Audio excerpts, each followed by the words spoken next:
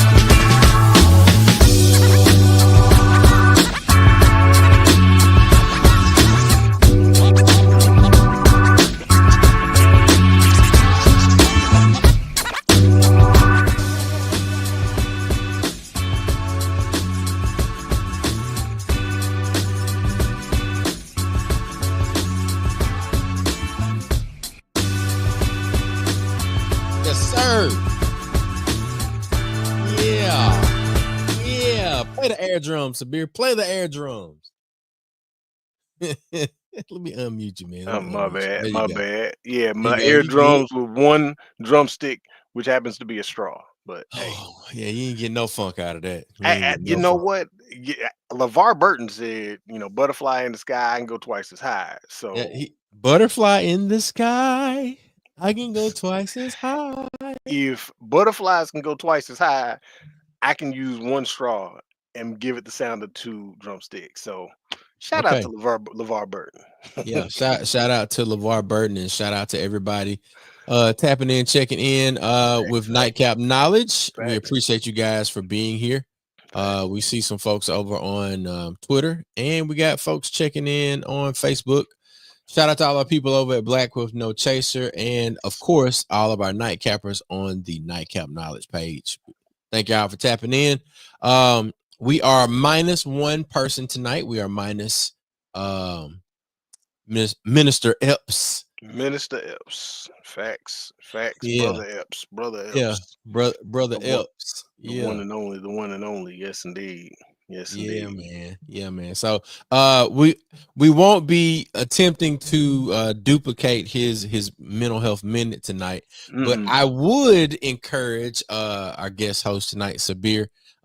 He is also a host of Everyday Tech. Did I get that right? You got it right. Mississippi Public Broadcasting. Mississippi Public Broadcasting. So, Sabir, what were some of the things that you guys discussed on the last episode or airing of Everyday Tech?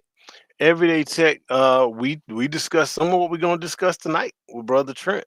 Is that right? Some of the same, yeah. Oh yeah. Trying to get involved in Trent is doing a fantastic job in terms of and shout out to him because he's bringing forth a whole era of technical professionals who realize that say, look, folks, just the same way your car can get stolen, just the way someone could break into your house, just the way you need to be insured, you need to have a recovery plan. And some of the things that we're going to talk about tonight that we talked about on the last episode of Mississippi Public Broadcasting's Everyday Tech, we talked about, thinking about data recovery, what the cost is, some of the cost is. He has a particular solution that he's going to share with us, but how much is you're looking at, how much the cost is, what's the process, what does that data recovery process look like, including like the logistics and things like what to expect. So I mean, you think about it, if someone was to break into your house or whatever and you lost something, if you lost something that was kind of serious, that was really serious to you, right? And he gave an example on the show talking about how he's had folks who have contacted him who have had patented, things that had like name rights, like patented services or patented a recipe or whatnot. Imagine how much that would cost you. Imagine how much that costs you in sales if that's compromised. People Mm, don't think about those mm. type of things.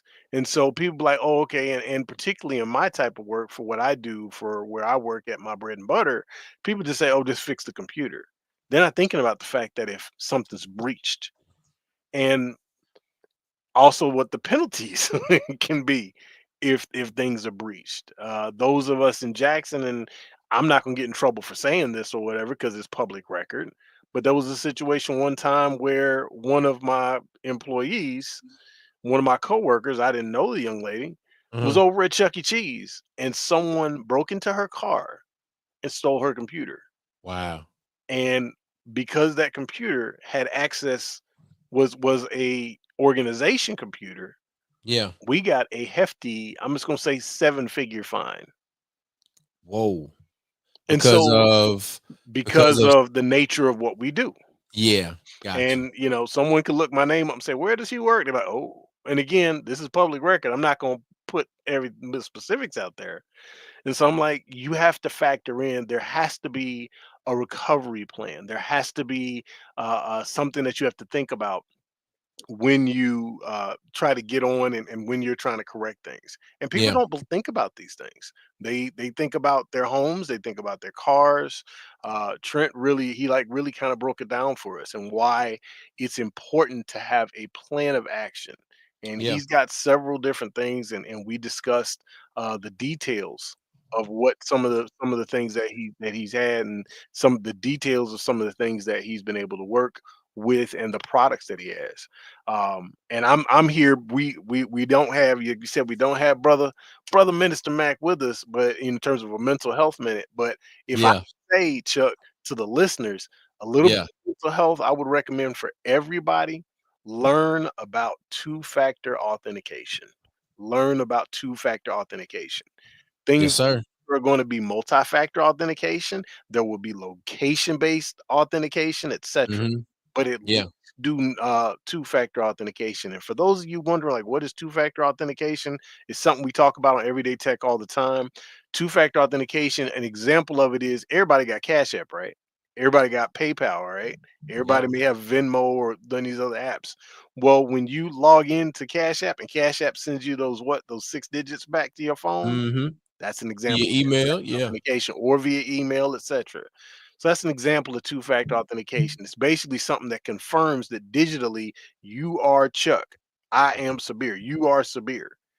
And if you don't They set are up, who they said they were. they are right, right. So you Dennis you put, Green. man, look, it's They super. are who they said they We are, were. you better do it. So, but yeah, it's super important. It's super important. So Good that's stuff, man. that's the mental health minute for real. If Yeah. you don't know anything, and some friends of ours, mutual friends of ours on Facebook, I ain't gonna say no names, but they've had to restart some of them have had to restart their account because they didn't got hacked, because they didn't have two-factor authentication. If you ain't have two-factor authentication, that's like the basics now. That's the That's the basics. basics. Like, people We say, "Oh, I got a password. My password is Elizabeth123," and I ain't gonna say no names because there's somebody I know who might listen to the video, and that person may text me and be like, "Sabir, I don't appreciate you calling me out." I'm um, like, I didn't say your name though, but well, yeah. hopefully We that go, person will we be like, but yeah, we came up with a very strong password for her. But password, that's the tip of it. That ain't yeah. even the tip of the iceberg. That's like the mist on the windshield. That's what that is. Lord have Or mercy. The mist on the that's windshield. the mist on the windshield. You better get you some two-factor authentication, man. Yes, It's sir. super serious. Two-factor authentication is a part of my my cybersecurity preparedness, I guess would be the best way for me to describe it. So with that being said, let's welcome to the show Trent Lyght. Yeah. There you go, man. Welcome. Hey, good evening. How's everybody What's doing going tonight? on? Not too much, just preparing for this experience here. Yeah. Glad to be a part of it. Yes, Well, indeed. look, Glad to have we you, glad bro. that Parts you're of here. knowledge that can be beneficial for some folks. Cool beans, cool beans.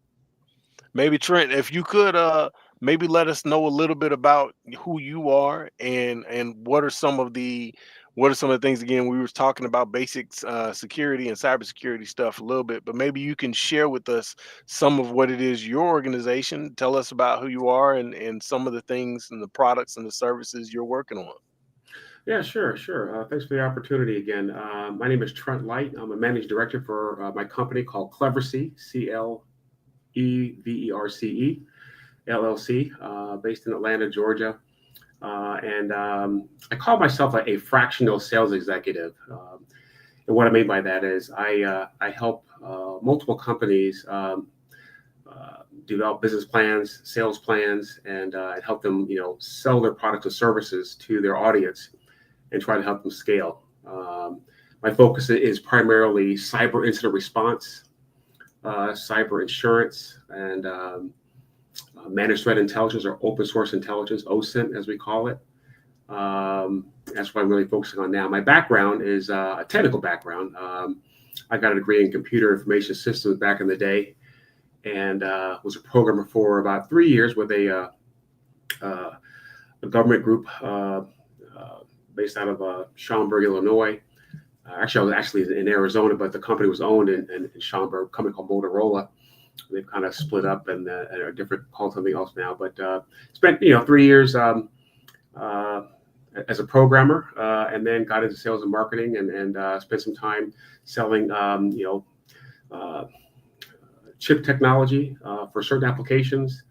I did a stint in Dayton, Ohio, as a Midwest regional marketing manager for Motorola's government electronics group, kind of a liaison between what the Air Force was building, avionics equipment, electronic warfare equipment, and conveying that information to the folks at home. And they would bring solutions to RightPath to solve some problems, get some contracts. Moved to New Jersey, worked for a company called SAIC. We were selling high performance graphic workstations to primarily Army intelligence community, DEA, CIA, NSA, and then moved to Atlanta and started working with a small minority-owned firm called ISPA, and helped them really to level up. And they had a partnership with a company that had developed a document imaging solution. Probably about 3 years before Adobe came on the scene, the U.S. government had decided to scan. They want to be able to take some weight off some aircraft. The C-130, C-141 is a big tanker transport aircrafts, and scan these documents, put them on CDs, put the CDs in disk arrays, and have everybody in the network, get access to those documents. So then I got into the insurance realm. Worked for Travelers for a bit. Worked for Chubb, my longest stint, 7 years with Chubb Insurance in the risk management arena.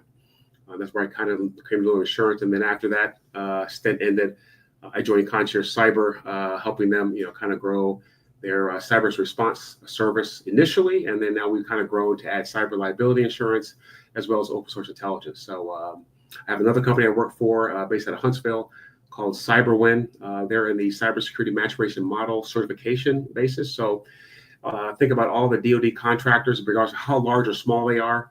The DoD is now requiring them to have a pretty rigorous cyber program for their organization: physical security, network security, access security, to prevent whatever they're doing to get to prevent any threat actors, as I call them, to get access to their information, which could potentially harm the program that whatever they're developing is going into the larger aircraft. So Interesting. So Yeah. you come from a wide plethora of like background of folks that take this very seriously, and then trying to come up with ways that folks that may not have as much background or may not have as much touch into what it is that you're doing. You come at it and say, look, this is where I come from.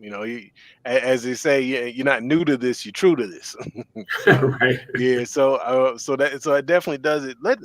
What are some of the things that you've seen, from folks? Maybe a couple of stories. I know you shared a couple of them with us before. What are some Mhm. of the stories you've seen? A couple of quick stories you can share with us, and then maybe jump into what your product and your services actually can do for folks. Yeah, yeah. Well, Concierge Cyber, who I've been with for about 5 years, helping them grow, and we got about 600 clients all around the country. We have actually about 100, 200 of those clients actually in Ireland for small businesses. And Concierge Cyber's core product is cyber incident response. So our tagline is cyber attack, question mark, what's your plan, right? So if Hmm. you have a cyber attack and you don't have cyber insurance, what do you do? Where do you go? Who do you turn to? So we have developed for businesses, SMBs, a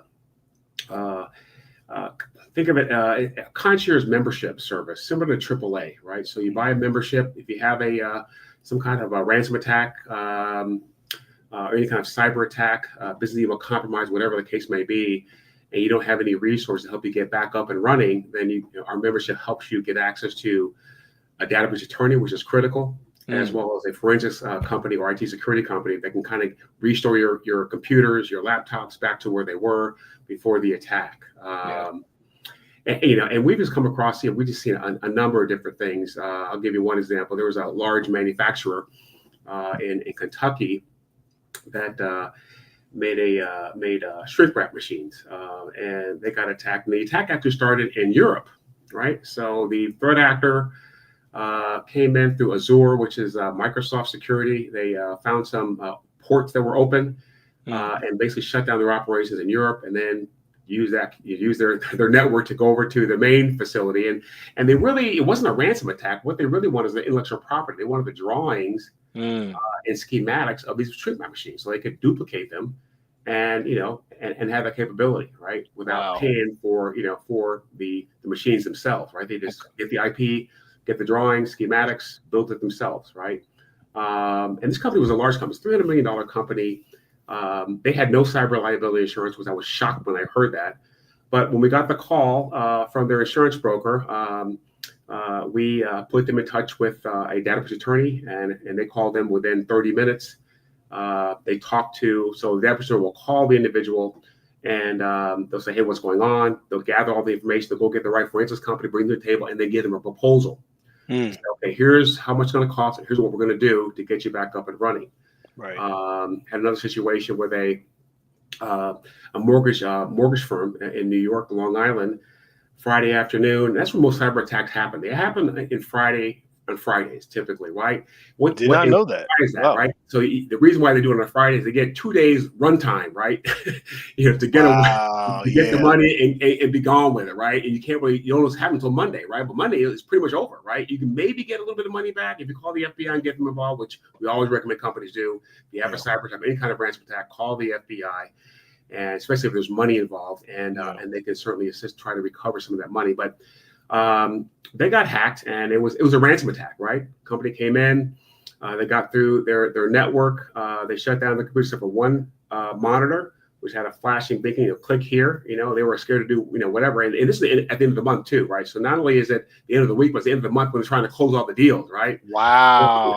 A lot of money at stake, And in any event, they had cyber liability insurance, but they had got it through an insurance syndicate in London called Lloyd's of London, right? Okay. And it's 3:00. The attack happened on a Friday. It's 9 p.m. There's nobody there. And Lloyd's London, everybody's home for the weekend. And but they had this membership, so they gave us a call. Again, we got them in touch with the attorney who talked to them, found what was going on. Got a forensics company to start working to try to get that data back. But what was key, because it was a ransom attack, it was a company that specialized in doing ransom negotiations. Okay, and so they actually would communicate. Once they got on the computer, they communicated in the dark web. Everything's done through the dark web when the ransomware attack occurs, and they basically negotiated that 70,000 demand down to 30,000, right? Wow. And so okay, we'll pay the 30,000, and nice thing about it is they had $100,000 worth of cyber insurance coverage. The work that was done by the deputy attorney and the forensics company cost them about 70,000. So they were just under their cyber liability limit, and they got reimbursed by the company. So they were kind of made whole in that. Interesting. I'll give you another situation. I'll kind of go into what we offer. We had a construction company that was doing some work to build a school, and the last billing cycle was about $160,000 that was owed. The invoice from this construction was sent to the school, but there was a threat actor that had inserted himself on both sides. He was watching the communications go between the two companies. So the request for payment was made from the construction company to the school. They basically intercepted that email and said, "Oh, by the way, yeah, we need this invoice paid, but we have a new bank account number, a new routing number, and a new checking account number." Right. Wow. And so when they paid it, right, they it went to the threat actor, right, and so a week later, the customer, "Hey, have you made the payment?" "Yeah, we made the payment last week. You haven't gotten it yet?" Yeah. That's what. Oh no. Yeah. Right. Yeah.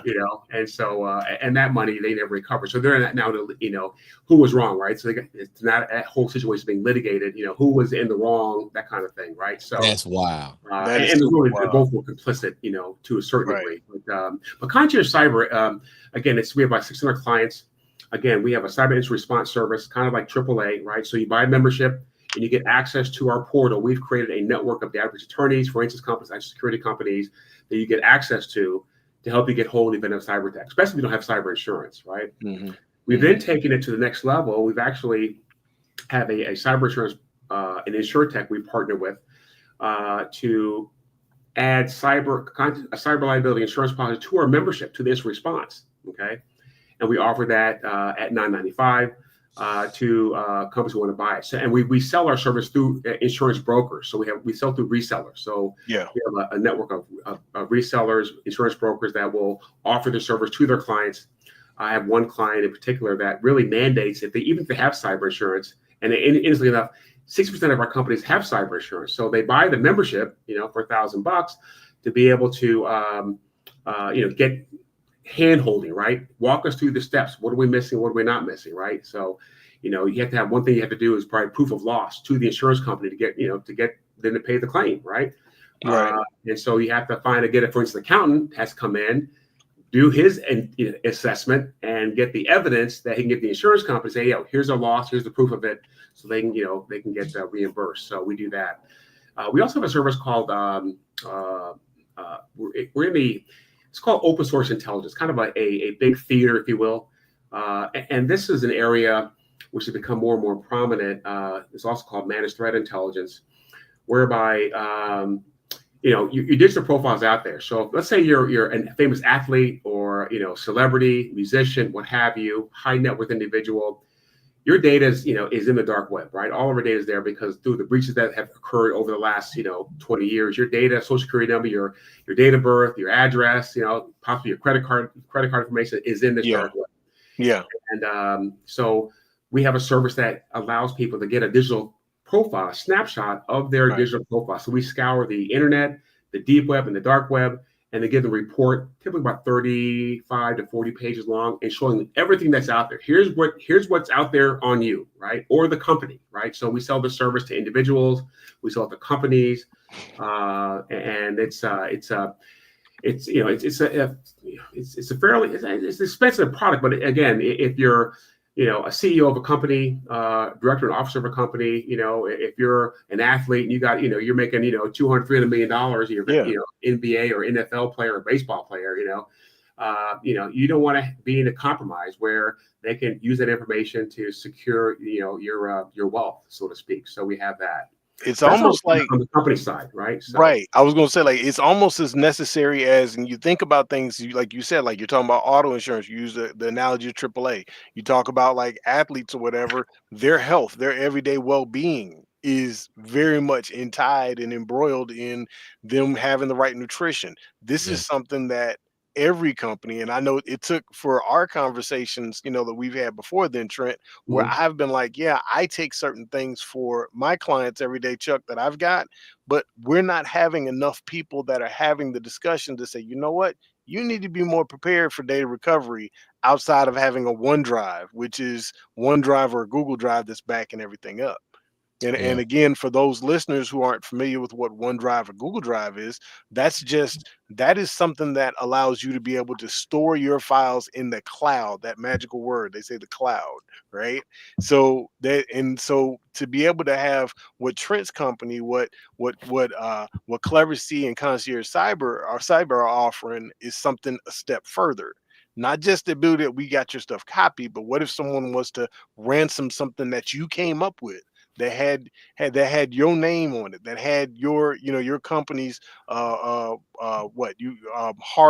work and sweat and blood on it. Basically, someone came and tried to steal that from you. Well, this is the thing that what Brother Trent is sharing with us is something that's very crucial that people should think about. Yeah, and let me give you some stats on just the small businesses, right? So, 75% of all cyber attacks are against small businesses, right? This is in 2023. 75%. Are small businesses. Now I say small business companies with a revenue of $100 million and less, right? Yep. And the average data breach cost for a small business is for a company with 500 employees or less is $3 million, right? That's the average data breach cost. The cost to get back up is $3 million. 65% of all small businesses fail in following a cyber attack. The average cost to restore a company back up and running is $955,000, almost $1 million, right? Yeah. So again, if you're a small business, and you, even if you're a company that's, got 3 or 4 or 5 million, you need something to help you, in the event you have a cyber attack, because you never know what's going to come. But everybody thinks, no, it's not going to happen to me. I'm too small. I'm in this industry and that industry. No one's been looking for us. No, they're all looking for you. There are companies out there, these threat actors, I call them. And these threat actors, let me tell you about these threat actors. These threat actors, they, most of them are out of, China, North Korea, Russia, and some other usurpers places.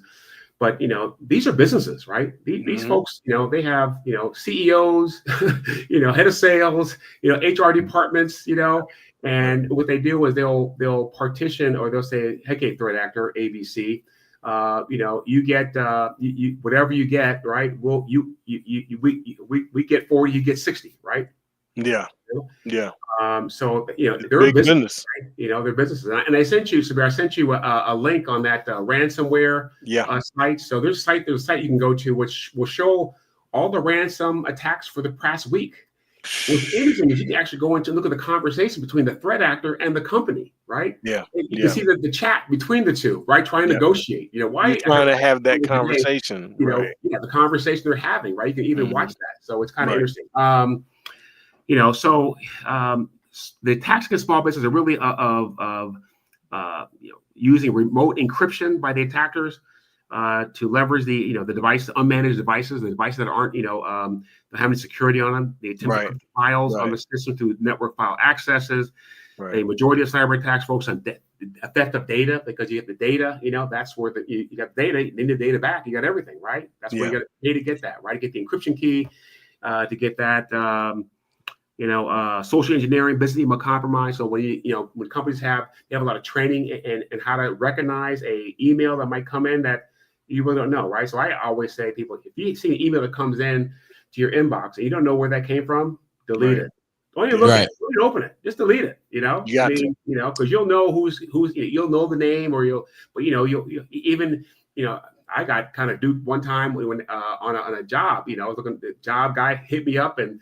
He had everything would look good, but the response he was giving me was kind of off a little bit, right? Kind of interesting. It's like, oh, this is a scam. I better watch out right away. So, anyways, look, I want to bring something up to maybe localize it, sure. Specifically for, let's say, individuals, and I maybe want to designate some of the business as solopreneurs. So I'll give you an example of something that I've experienced recently. Trent, I'm also a DJ. Okay. And I have profiles, websites, things like that, where I get messages through things called Wedding Wire, through my website, and of course in email. I go through a contract negotiation with a person, and they send me a check, and that check, everything, as you said, like sometimes the language seems a bit off, and I've learned how to identify them. And I was ultimately able to do the research and figure out, like, I should not deposit this check, and I need to report this to the postmaster general and all of that. Sure. And I did that. What are some things that, and this is me having seen it like 2 or 3 times, and I was able to kind of figure out what was going on. What are some things that we can put in place as solopreneurs? Because, you know, the things that you described for high net worth individuals and businesses, you know, small to medium sized businesses, as a solopreneur, what are the things that we can do to protect ourselves? Sure. Well, in that case of the check, you know, you just want to, you know, you got Cash App, you got Zelle, you know, just have electronic payment transfer of funds. That's probably the easiest way to ensure it, right? Because it comes in your bank, you know, if there's any suspicion of where that money's coming from, they'll notify you, right? So that's kind of one way. But we have a product called Consumer Shield for the consumer, just the average, you know, person on the street. Okay. It's comprehensive identity theft protection, right? So I always say you want to try to get identity protection, right? The Experian, Equifax, Norton LifeLock, right? You know, you pay the $199, $85, $75, or whatever it is, just so that every transaction, financial transaction that goes through your bank, you'll see it, right? You get an email, this transaction went through, right? And you can verify. If it shows up that you don't know what's going on, you know, then you can kind of call the bank and say, you know, hey, this is an invalid transaction. I'm not sure where this is coming from. You know, please investigate, right?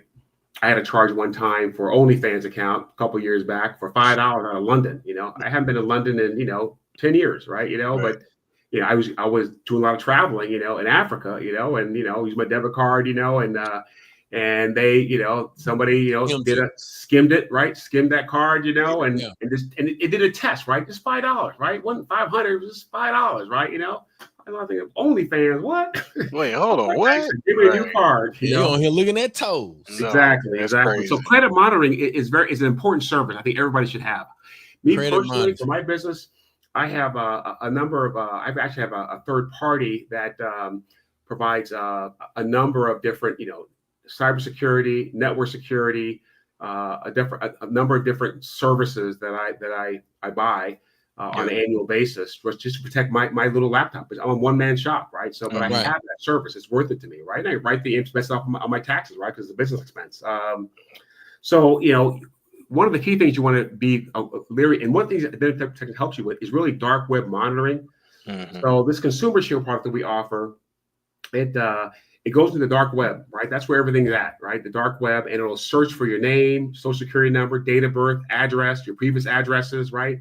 It'll gather information, and you'll get a report, okay, just showing you what's there. You really can't remove it, but you know, at least you know it's there, and you can be proactive. And that's one way to be kind of proactive in your cyber hygiene. We have another product called for somebody like yourself, you know, home-based businesses. So it's called Digital Shield, right? Yeah. We're going to have this product probably out in April 1st. But you have an individual product, right, where you get individual, you know, coverage, online fraud protection, cyber attack protection, data breach detection, identity recovery protection. You know, the restoration that Sabir was talking about. You can get protection for your home network and your mobile network. Yeah. Right. And then, of course, assistance and guidance, right, in helping you navigate through that whole process. And then you can add on a home-based business insurance to that as well. So you can get $25,000 worth of coverage, $50,000, $100,000, $250,000, probably most you want to have. So you kind of pick but they're fairly affordable, you know, ranging anywhere between, you know, $300 to $1,000 a year, right? You know, so if you have a business, it's probably worth making that investment, right? To get a digital shield for your business, you know, for your person, you know, and that digital shield covers your family as well, right? To cover anybody that's in your household, right? Yeah. All their phones, all the laptops that you have. So Again, there are a lot of, very affordable tools that a person can get just to protect themselves, because, the last thing you want to do is have a cyber attack and your computer's down, your computer's like that. But more importantly, have all your passwords, all your data, all your files. Now what do you do, right? Unless you back them up, in the cloud or somewhere, you're kind of stuck. Is that No, I think those are a very, spot on in terms of things that folks can easily do. Like initial first steps of, because I'd imagine we polled our group before we got on, how many people know if they're, cyber secure. Some people aren't even using VPNs. They're not using two-factor authentication. They're not using secure passwords. I mean, it's a list of things that I know that even, earlier today, one of my coworkers, it was like, I have the same password on everything. Right. And I'm like, why would you do that? Like, hey, look, and we just had, a little cybersecurity training that everybody had to go through. Yeah. And, the person was like, man, I'm all out of order, because if we're dealing with people's sensitive information, for instance, let's just localize it a bit more. And you can do a threat analysis on this. If you're a little league youth sport organization, right? Right. You've got to verify that a kid is the age that they need to be. Right.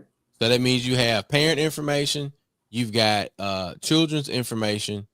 At a certain point, depending on the level of play, you might even have insurance card numbers. Right.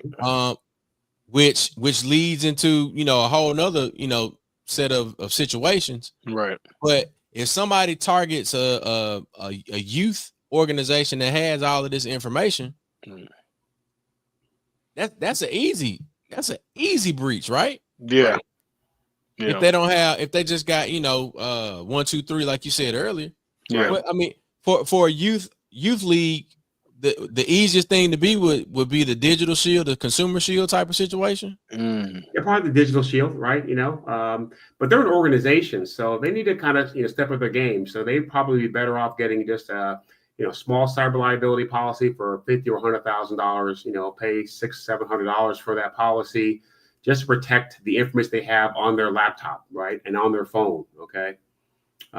Most definitely, there are a lot of recently there's been a surge in dental offices being hacked, right? I mean, think about all the dental offices. You got all your personal information, plus you got the insurance information, and they're taking these dental offices down. One person shop, right? They got 5, 6 employees. They're taking them down, right?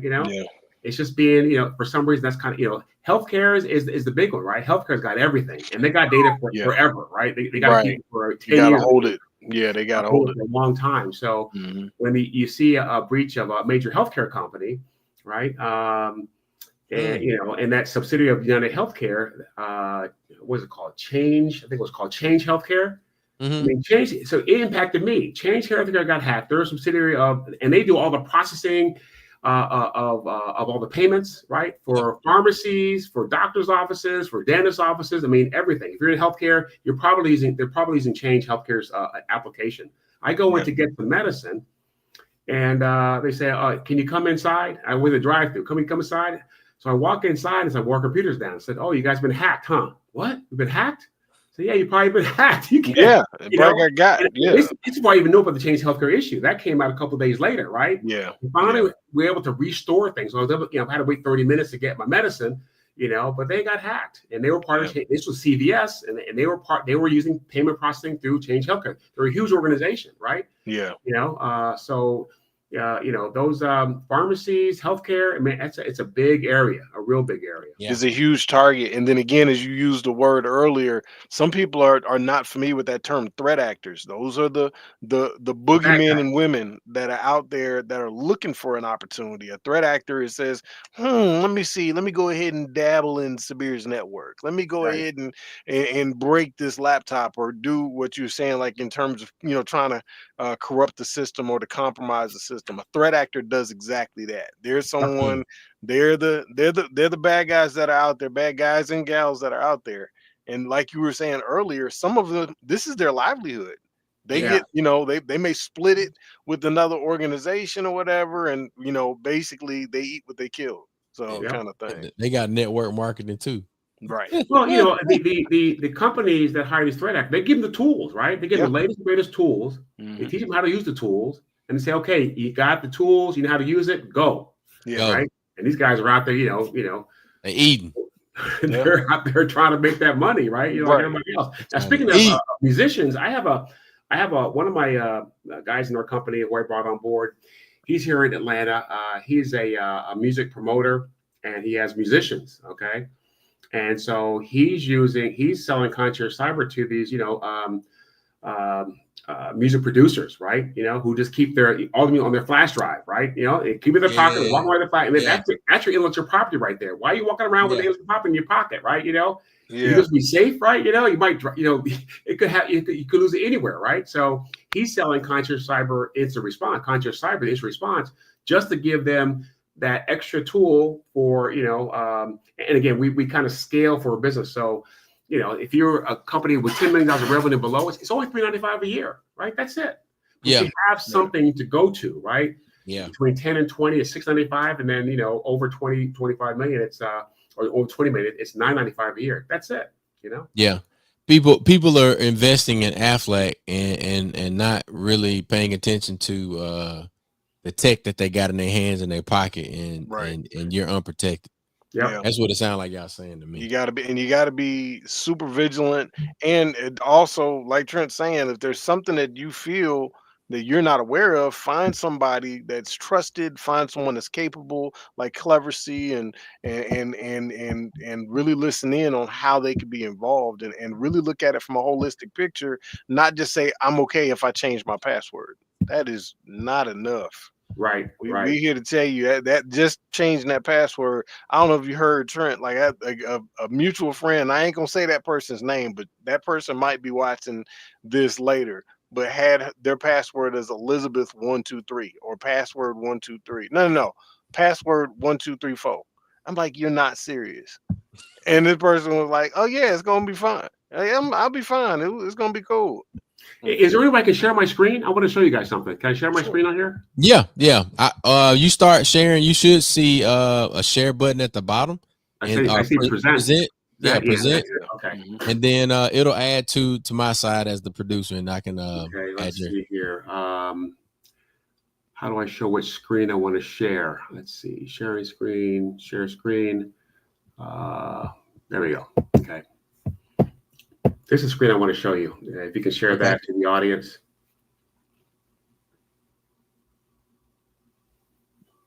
Oh, what we got here? Wow. This is the website called Ransomware Live, right? Okay. Wow. And it gives you the latest ransomware victims, right? 235 groups, 17,000. And this is the victims month, 535 victims a month. The victims of the year, 1,154 victims per year, right? Even give the dates of the map of when these occurred, right? So you can go into and look at the recent victims, right? Let me scroll down here and just get a list of, footballticketnet.com got hacked, Unikick, Revitalash.com, MidwayImporting.com. You can see all these consumer products, right? Yeah. Best Brands got hacked, by scrolling down a little bit more, and it kind of tells you what the hack is, right? What's really interesting is when you go into the negotiation of it. Well, here are the ransomware groups, right? So they give you a list of all the groups that are that the threat actors out there, right? Right. Here they are, right? Red means these are the gangs. These are basically the gangs that are doing this. Abraham AX, Akira, right? Acco, Alpha Locker, right? Here they are, right? I'm not sure if they say where they're located. They probably don't. But again, China, Russia, North Korea, those are the main ones, right? But what's really interesting is when you go into the negotiation chats. This cracks me up. Oh my gosh. I'm sure that gets the guy in London who does it. So here you can see Akira was a ransom attack, right? and they don't put the name of the company, but they say, here's initial ransom, $250, but they negotiate down to $100,000, right? So you can negotiate that ransom demand, and they paid it, right? They paid that. They paid $100,000 to get that data back. This is wild. You know, initial ransom, $180,000. They got down to $105, $160 down to $75, right? They paid. They paid it. It shows that they paid. They, you know, well, you know, here's a couple. Akira is racking up. Yeah, exactly. They are. So then you go into the chats, right? This is what really cracks me up. You can kind of go into the conversation that they're having with the ransom, with the, you know, the person who's been hacked, and then the threat actor. And let's see. Let's go with this one here. This chat here. So this is Akira. Hello, you've reached Akira's support chat. Currently, we're preparing the list of data we took from your network. For now, you have to know that you're dealing with us is the best possible way to settle this quick and cheap. Keep in touch and be patient with us. We'll reach out to you soon. Do you have a permission to conduct a negotiation on behalf of your organization? Once we get a response, we'll provide you detail. And then the person gets back to them. Yes, I'm authorized to speak, right? So this is a nonprofit, right, for poor and homeless women, right? It's a terrible thing that has happened to us. You're hurting these women, mostly by this action. We desperately ask you to reconsider. So they respond back. They don't care. So let's do the right thing here and settle this quickly. And the people you care of will continue to get help, right? And then they say that these files were taken from your network prior to encryption. You can pick 2 or 3 random files. So what they do is they give you proof of the ransom attack, right? It's almost like when you have a kidnapping, proof of life. Like right, proof of life, right? Yeah, proof, exactly. Right. Yeah. Proof of life, you know. So I mean, these are the conversations that I'm not sure where he gets it from, but it's just kind of, you know, interesting to see. They showed him 3 files here, right? You know. We're really not confused by your financials. If you care of people and are responsible for them, you should protect them. If you took a look at lists we have gave you, you will see the kind of information we obtained about people that you're in charge of. How did it happen? Right? You weren't protected enough. Your documents were stolen. Imagine the docs of someone you really care about, right? So they kind of have this question. So anyways, that's kind of, you know, how it goes, right? You know, and they got victims by country, right? So let's look at that real quick, and then I'll sign off on this. But so, you know, they have the vision of the country. You have a little graph down here, right? So look how dark blue United States, U.S. is. Right? You know, that's crazy. 3,989 attacks. I'm not sure if this is for the year. I think it's maybe total he's captured. You got Ireland, United Kingdom, UK, right? Brazil, not so much. Brazil, 248. Australia, you know, 282. India, 259. You know, Canada, what did Canada have? They had 400, almost 500, right? Yeah. So, you know, this guy tracks all of this and kind of, you know, lets you, you know, look at it, right? So it's very interesting. So anyways, I'll just close this out. But I thought that'd be interesting to your audience, just kind of see, you know, hey, this is what's happening here, right? This is how it goes. Bro, that's major.